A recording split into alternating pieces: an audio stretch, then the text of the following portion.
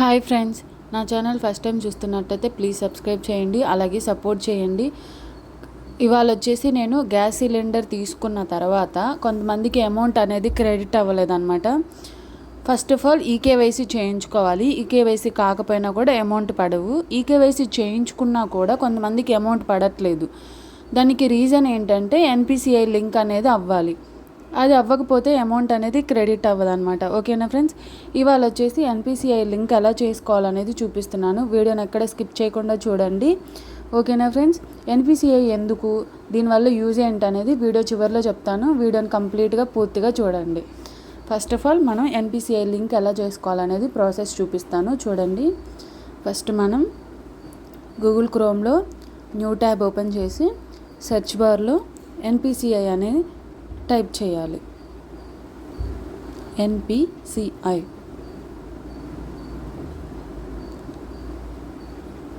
NPCI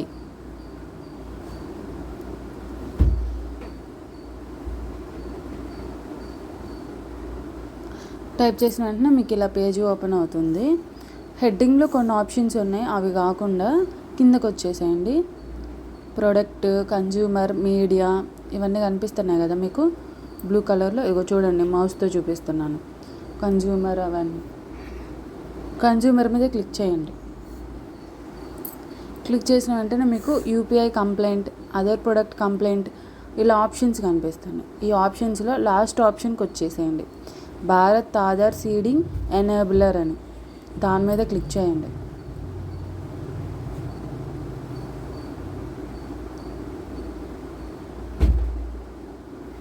click చేసిన వెంటనే ఇదిగో చూడండి, ఒకసారి రిక్వెస్ట్ ఫర్ ఆధార్ సీడింగ్ అని ఉంది. దాని మీద ఒకసారి మౌస్తో క్లిక్ చేయండి. క్లిక్ చేసిన తర్వాత request for Aadhaar seeding, check your service status, అలాగే get Aadhaar mapped status, get Aadhaar mapping history అని ఉన్నాయి. మీకు ఏ ప్రాబ్లం అయితే ఆ ప్రాబ్లం సెలెక్ట్ చేసుకొని చూసుకోవచ్చు అనమాట. ఒకసారి వెరిఫై చేసుకోవచ్చు. ఓకేనా, ఫస్ట్ నేనైతే రిక్వెస్ట్ ఫర్ ఆధార్ సీడింగ్ అనేది చూపిస్తున్నాను చూడండి. ఫస్ట్ ఎంటర్ యువర్ ఆధార్ అని ఉంది. ఆధార్ నెంబర్ సెలెక్ట్ చేసుకోండి. సెలెక్ట్ చేసి ఆధార్ నెంబర్ ఇవ్వండి. తర్వాత రిక్వెస్ట్ ఫర్ ఆధార్లో సీడింగ్ సెలెక్ట్ చేయండి. సీడింగ్ టైప్ అడుగుతుంది చూడండి, 3 ఆప్షన్స్: ఫ్రెష్ సీడింగ్, అలాగే movement with in the same bank with another account, movement from one bank to other bank. మీకు ఏ ప్రాబ్లం అయితే ఆ ప్రాబ్లం సెలెక్ట్ చేసుకోండి. నేనైతే ఫ్రెష్ సీడింగ్. ఓకేనా, తర్వాత సెలెక్ట్ యువర్ బ్యాంక్ అని ఉంది. ఏ బ్యాంక్ అయితే ఆ బ్యాంక్కి సెలెక్ట్ చేసుకోండి. కొన్ని బ్యాంకులు అయితే ఈ లిస్ట్లో లేవు అనమాట. లేని బ్యాంకులు అయితే మాత్రం మీరు బ్యాంకుకి విజిట్ అవ్వాలి. విజిట్ అయ్యి ఇది లింక్ చేయించుకోండి.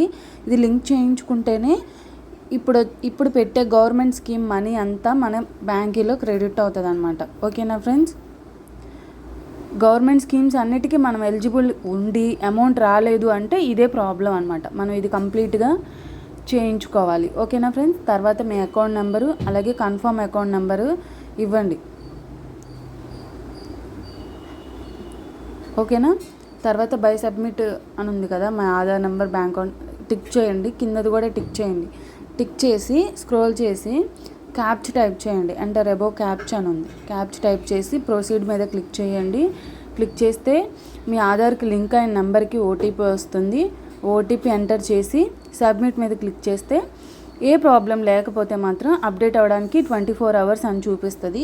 ఏదైనా ప్రాబ్లం ఉంటే మాత్రం ఆ ప్రాబ్లం చూపిస్తుంది. అంటే ఆధార్లో ఒక పేరు, బ్యాంక్ అకౌంట్లో ఒక పేరు, ఇలా 2 డిఫరెంట్గా ఉంటే ఆ ప్రాబ్లం చూపిస్తుంది అనమాట. ఓకేనా ఫ్రెండ్స్, ఇవి వెరిఫై చేసుకోండి.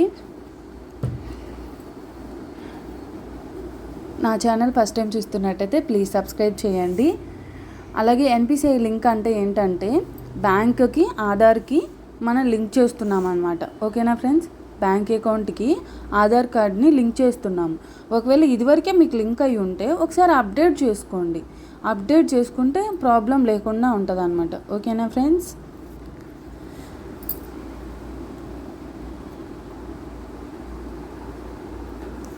ఇప్పుడు పెట్టే గవర్నమెంట్ స్కీములు అన్నిటికీ ఎన్పిసిఐ తప్పనిసరిగా చెప్పారనమాట.